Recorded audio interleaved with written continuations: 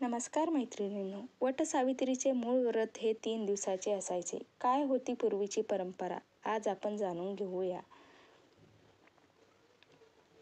वटपौर्णिमा हे व्रत 3 दिवसाचे असे. त्याला वटसावित्री व्रत असेही म्हणतात. यामध्ये 2 पक्ष असायचे. एक म्हणजे अमावस्या आणि दुसरा म्हणजे पौर्णिमा. अमावस्या पक्षाप्रमाणे आचरणारे लोक अमावस्या धरून आधीचे 3 दिवस हे व्रत करायचे.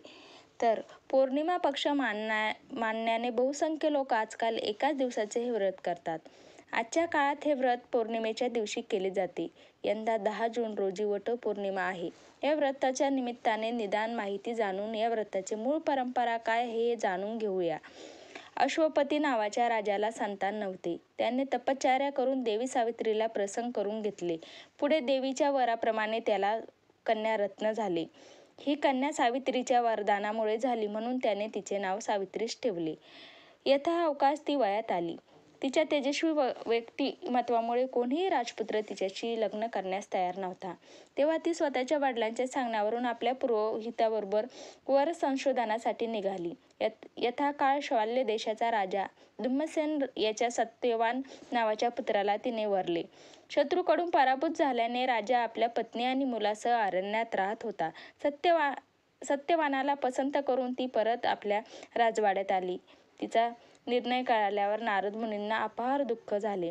कारण सत्यवान हा लग्नानंतर वर्षभरातच मृत्युमुखी पडणार आहे हे ते जाणून होते.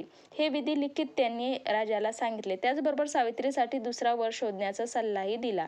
मात्र सावित्री आपल्या निश्चयावर ठाम राहिली. त्यामुळे राजाने योग्य मुहूर्त पाहून सावित्रीचा विवाह सत्यवानाशी लावून दिला. विवाहानंतर सावित्रीने सर्व श्रीमंतीचा त्याग करून साधी राहणी अंगीकारली. सासू सासरे तसेच पतीची सेवा करू लागल्या. त्यात 1 वर्ष पूर्ण झाले होते. वर्षाअखेर 4 दिवस उरले असताना तिने संकल्पासह दृढ निश्चयाने त्रिरात्र सावित्री व्रत केले.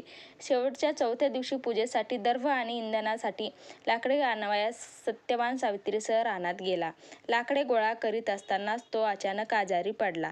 डोके दुखू लागल्यावर तो सावित्रीच्या मांडीवर डोके ठेवून एका वडाच्या सावलीस निजला.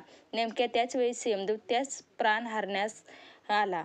मात्र सावित्रीच्या पतिव्रताच्या तेजामुळे ते सत्यवानाजवळ जाऊ शकले नाही. सावित्रीने त्याच्याशी वाद घातला. दूतांच्या सांगण्यावरून यमही तिथे पोहोचला. सावित्री यमाशीही वादविवाद करू लागली. शेवटी यमाला निरुत्तर करून तिने यमाकडून वरदान मिळवले. त्या वरदानामुळे सत्यवानाला दीर्घायुष्य तर धम्मसेनाला दृष्टी आणि राज्य परत मिळाले. मुळात हे व्रत द्वादशीपासून करण्याची प्रथा आहे. परंतु आजच्या भागाभागीच्या दौडामध्ये आणि वेगवान जीवनात सर्वांनाच हे पाळणे शक्य नाही. माझा व्हिडिओ ऐकल्याबद्दल धन्यवाद.